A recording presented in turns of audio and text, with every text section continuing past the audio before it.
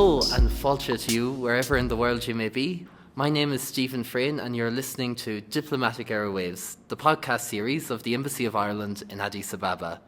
So today marks our first in-studio recording, as it were, and for that I'm particularly proud to have a fellow man of the West across the table from me today.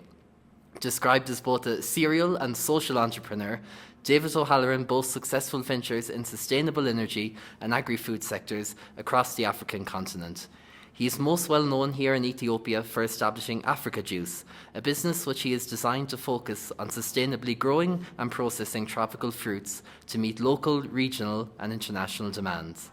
Business aside, David, like myself, through his career and otherwise, possesses a passion for intrepid travel. His work has taken him to all corners of the African continent, including Nigeria, Namibia and South Africa.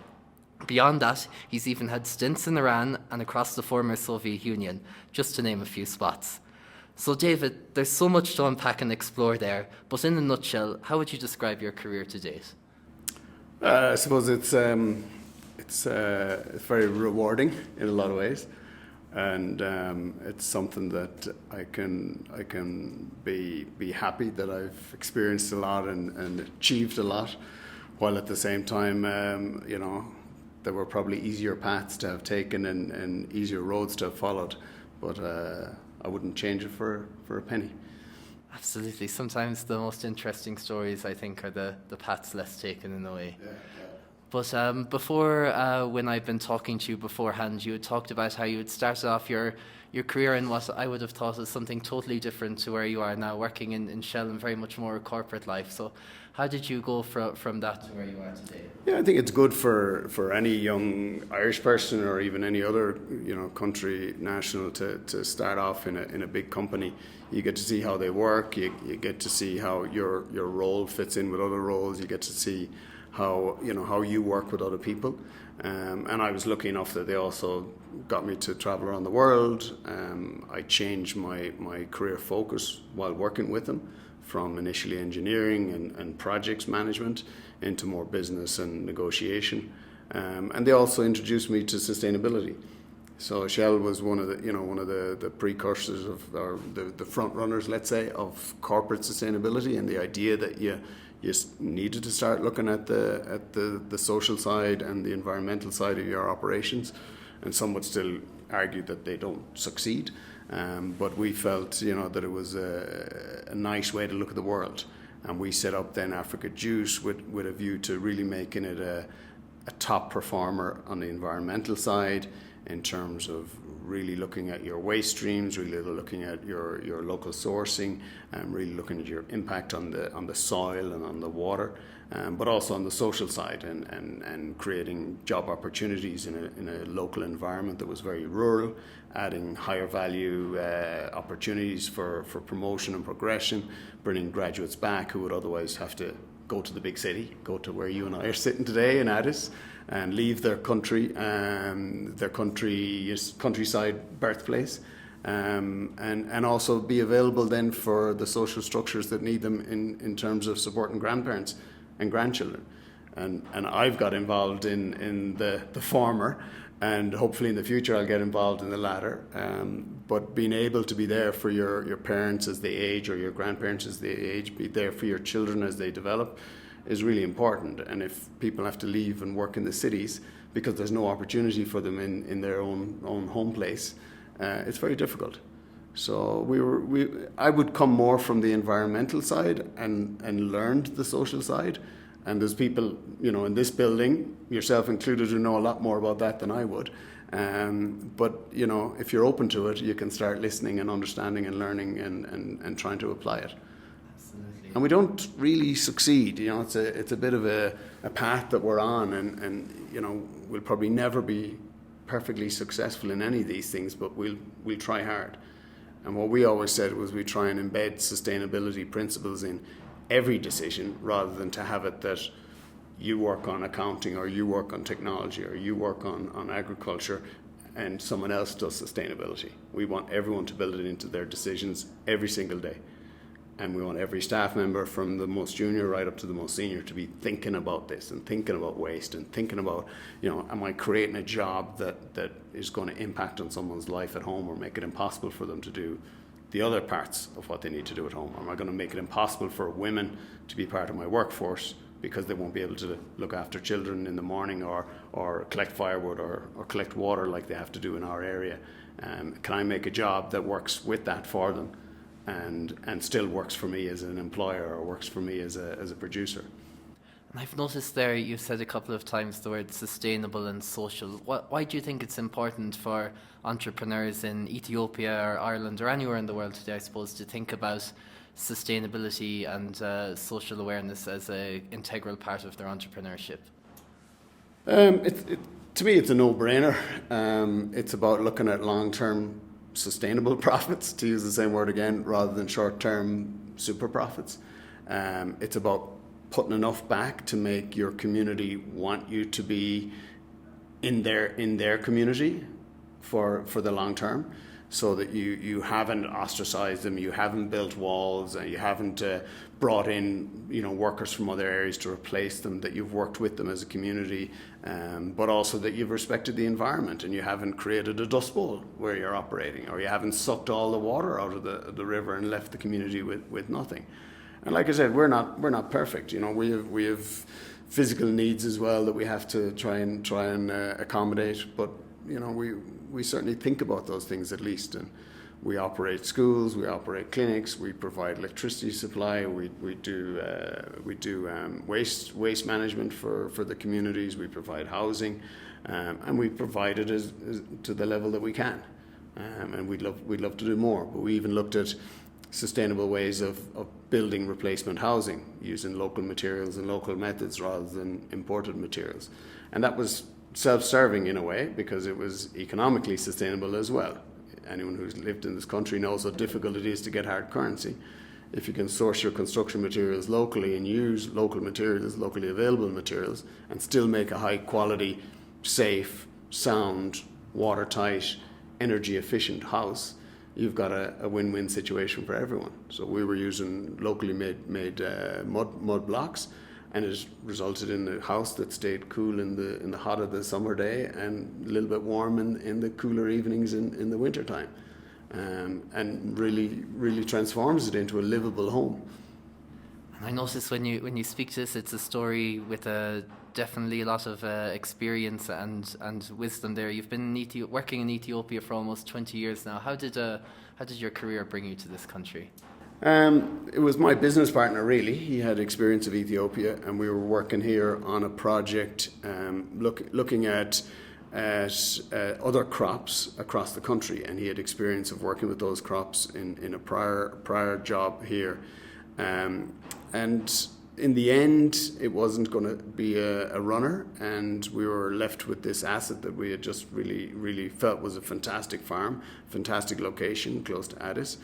And luckily, one of the team that we'd brought in to do the agricultural assessment had a lot of experience of working with passion fruit in Latin America, and filled us in a little bit on how the market works, how that it had been suffering in the main production areas of the world through impacts of La Nina and El Nino, and that there was a huge demand in the world that was not being met, and his belief that this farm in this country on this continent could play a global role in this supply chain. And it's a very interesting, passion fruit is a very interesting fruit and juice. We take the fruit and juice it, but it adds a small amount, adds significant flavor impact with any other blend of juices. So it's used as an ingredient rather than as a base juice product. So you mix it with apple, it makes it into tropical apple. You mix it with pineapple or papaya, and it'll elevate those. It'll add acidity. It'll make them sharper and brighter in flavor. And you only need 5% of it, or maybe 10% of it in your mix. And this was something that for us it was a complete about turn. It was very difficult to see how we could make this work. But we got stuck into it, and we spent quite some time trying to develop this project, pivoting the project into a fruit growing and fruit processing activity. and then persuading other people to come along the journey with us. And that was really my job. I suppose I'm a business development expert, maybe you'd call it. Some would say I'm not, as I have as much business development failures as successes. That's all great business. But my job is getting people together, showing them the vision, explaining the vision to them, raising finance, be it debt or equity finance, and then Harry, my business partner, is very good at setting up and getting things operational. So that was really his role. And Ian came to us. He's our third partner, and he came to us from the world of social NGOs. He had a lot of experience working in Europe and across different organizations looking at Africa, and he had a good feel for what should be done to make these operations very socially sustainable. And on top of that, of course, we all had a little smattering of environmental sustainability experience. But those credentials, combined with the natural ability of the project to sell itself, meant we were successful in funding this, getting it off the ground, getting it started, and ultimately it was very successful for a period of time while we were, exploring the growing of the passion fruit, becoming one of the biggest producers in Africa for passion fruit. Penetrating the European market, being seen as good as any other juice from any other producer in the world, supplying into the major juice bottler value chains, into Coca-Cola in Greece, into Innocent Smoothies in the UK, or the equivalent actually of Innocent in Scandinavia was our main customer, and into Pepsi value chain as well. So. Can we find Africa juice in Ireland? So for a while there was some talk about it, but the Irish market was too small for the volumes of products we were selling. So our product always was sold in bulk, and it went into the mainland Europe value chain, and it from there then was distributed through bottled products. So some may have found its way into Ireland, but we never directly shipped to Ireland. We shipped to Greece, Spain, mostly to the Netherlands. And I know in addition to Africa Juice, you had told me before you had some other projects you were working here on in Ethiopia. Could you tell us a little bit about those as well? Yeah, we set up a small kind of incubator accelerator fund. Excuse me. And part of the challenges we found with doing business here is that you end up having to often invest in your value chain because you can't find suitable input materials, or your customer has a problem, or you end up investing in transport, or you end up investing in packaging or labeling, or maybe your key inputs. So we've always looked at that, and we always found that there was agri-processors, small businesses that bought our products, but often could do with support. Be it technical support, be it organizational, financial support, whatever. So we invested in a number of small businesses and small seed amounts of capital to help get them off the ground. And one of them we took a little bit further and invested a more substantial amount, which is True Love Granola. They make all local ingredient, organic, mostly gluten-free snacks for different target markets in Ethiopia. We're introducing products that are targeting, young people in gyms, or people, health conscious people in gyms, people who want a snack that will get them through the day. I had one there at 3:00, and I know it'll help me get from my breakfast to my dinner. Product placement. Yeah. Exactly, yeah, and it's nutritious, it's healthy, it's low in salt and sugars, it's natural sweeteners that are used. So it's a very interesting product, and we work there with a fantastic local entrepreneur who's developed this product from scratch, developed the production model from scratch, and we've been delighted to be able to support her and go on that journey with her. We had one other experience which you didn't mention, which was in Uganda, and we were developing a sustainable source of a protein source, basically using a model of on-land fish farming. So you farm the fish in tanks and ponds on land rather than in a lake. You can manage the whole process much better, and any wastewater then is not going back into the watercourse, but is actually used to irrigate crops, and the nutrients are used as fertilizer for the crops. So that was a project we worked on for a number of years in Jinja, in Uganda, and I spent quite a bit of time down there as well. Very nice. So you can add that to the list of countries that I've spent time in. Exactly right. That's fantastic. And I suppose when you think about it, there aren't too many Irish people in this line of work in this part of the world. How have you found that experience? Yeah, there's a few, and I'm lucky in that my business partners are other nationalities, so we kind of fly all the flags. So there are a lot of Dutch companies here. My business partner is Dutch, so we're lucky enough to be really well connected with the Dutch business community and the embassy and their department, the equivalents of the DFA in the Netherlands. The Irish community is nice and small, so we do typically know each other. There's a few of us that are operating more outside of Addis, so we don't get to see you guys as often as we'd like. But then some of the security issues have meant people like myself spent more time in Addis than I ever did in the past. But yeah, it's something that you always when you're looking at a country like this. And you'll get all the promotion material from Ethiopia or from other people. The stuff you hear from your own countrymen and women often resonates more deeply because you believe they're looking at it with a very similar lens. So I always valued the advice we got from other Irish people operating here, whether they were successful or had challenges. And vice versa, we've always offered advice to other people looking to come here or contemplating doing business here, especially those from the west of Ireland. Exactly. We keep it close. We keep it to ourselves. That's great. And I suppose at the same time, and I think you touched upon it as well when you mentioned security, the context here in Ethiopia, I have to admit, has changed, and it requires, I suppose, an element of resilience. How have you found dealing with the challenges of operating in a country like this? Yeah, it's hard. It's the country offers fantastic opportunity, and it also presents quite a number of challenges. And we've had some of our best days and our worst days here on the ground, with very high highs and fantastic celebrations of amazing achievements, and things you never want to experience, and things that tear you apart, and you can only imagine what your staff or your colleagues or their families are going through, and stuff you never want to be in. So it's hard. The easy option would be to not do it, because you wouldn't have all the highs, or probably hopefully you wouldn't have the same lows. But you kind of have to get up every day and start again, even after the harder ones.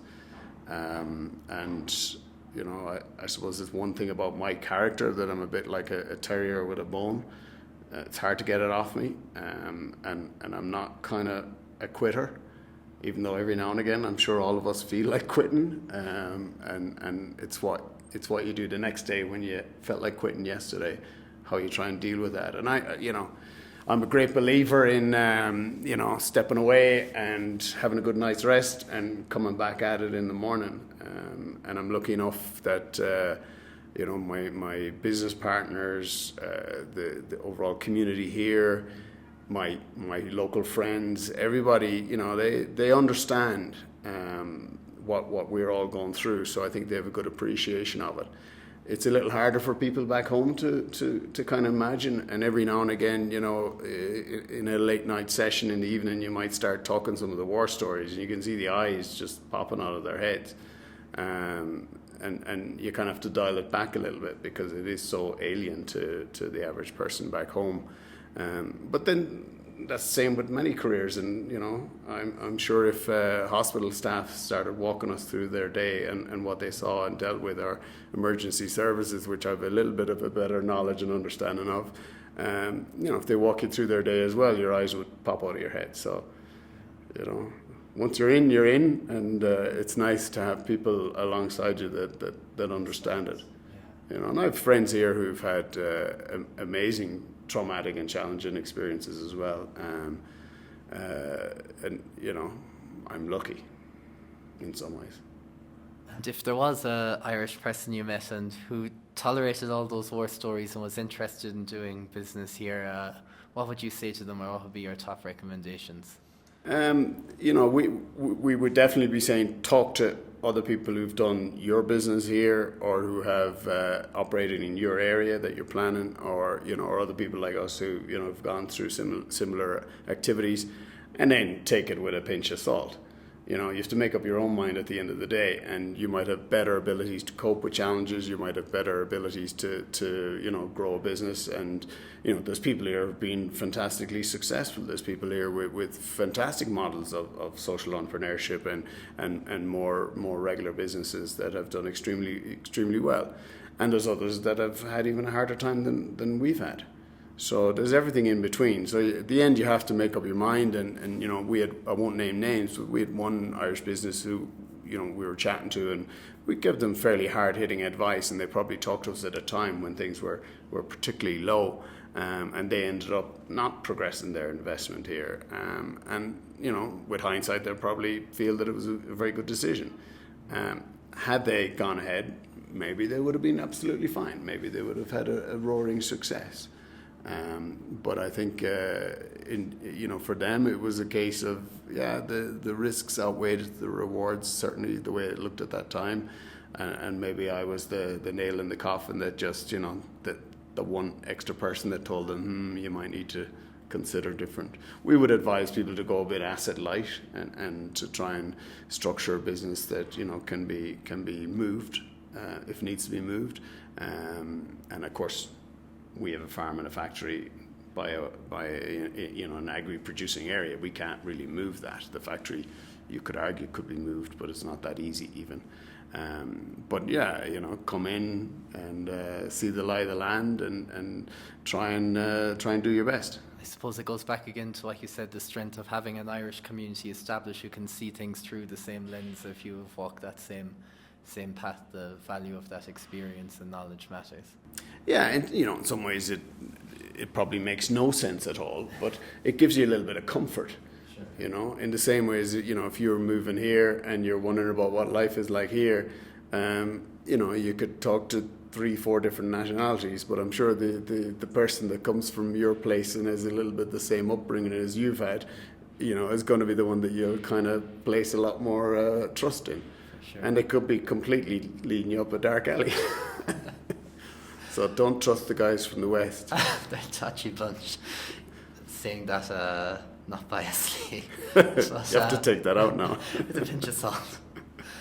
But tell me, for yourself, what are your plans going forward in the future in Ethiopia and across Africa and the world?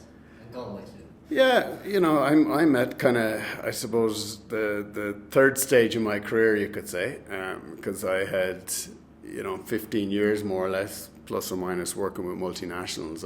I've been doing this for 15 years now, and the next 15 years are going to be interesting, and then I should be thinking about hanging up the spurs. But yeah, we've a big project underway at the moment in forestry renewal. It started here in Ethiopia, and we couldn't really progress it, so we pushed it in the DRC now instead, and that's going quite well. And it's a kind of project that will require all hands on deck if it goes ahead, and we'll be trying to find everybody we can to work on it. And it could easily be challenging and not progress either. It's another country that has its internal challenges, but it's very interesting. It's a combination of replanting and renewing an existing natural Mayombo forest, beautiful forest made up of a bunch of local species that stood for centuries until it was torn down, and we hope to re-establish it.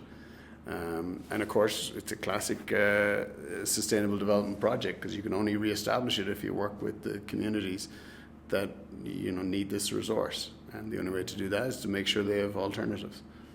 So that's a fun project. It's hard to imagine not being in Ethiopia, so I would expect that we'll be continuing activities in Ethiopia and expanding them as well. We've a second phase of this incubator accelerator fund that we're putting together at the moment, called Bloom 2.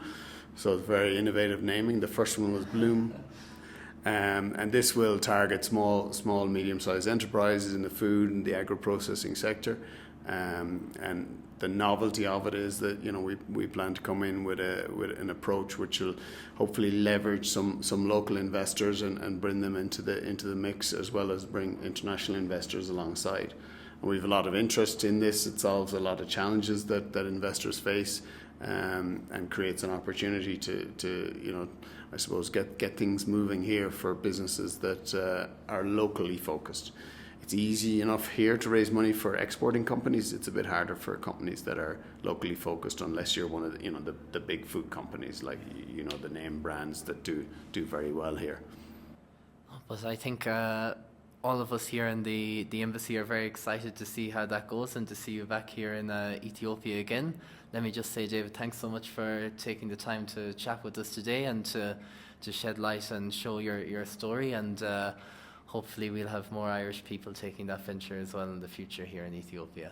No, and thank you, Stephen. You're a gentleman, as I've told you before, and appreciate the opportunity to come in and chat. And we do hope to get you out to, you know, have a nice relaxing Sunday on the farm with a barbecue and a little hike and some juice, and enjoy the scenery and the wildlife.